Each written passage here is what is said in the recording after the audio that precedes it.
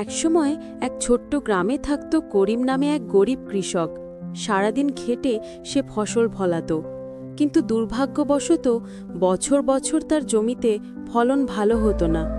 সংসারে অভাব, ঘরে স্ত্রী ও 2 সন্তান, সবার চোখে ছিল চিন্তার ছাপ।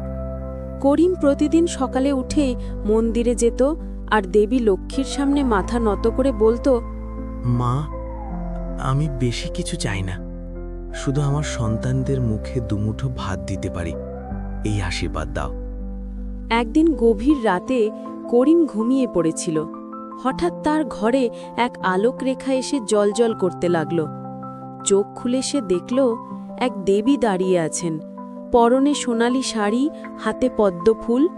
করিম ভয় ও ভক্তিতে কাঁপতে লাগল। দেবী মৃদু হাসলেন, ভয় পেও না, আমি লক্ষ্মী।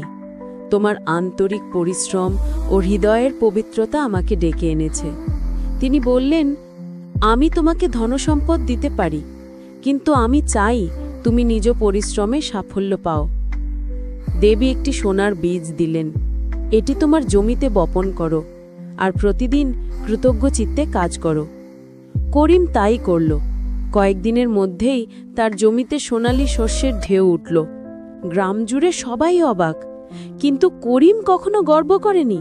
প্রতিদিন সে বলতো, এই সবই মা লক্ষ্মীর করুণা। পরের বছর সে সেই ফসলের একাংশ গরিবদের মধ্যে বিলিয়ে দিল। তখন আবার রাতের অন্ধকারে মা লক্ষ্মী আবির্ভূত হলেন আর বললেন, তুমি কেবল ধন নয়, দয়ার বীজও বপন করেছ, তাই আমার আশীর্বাদ তোমার সংসারে চিরদিন থাকবে।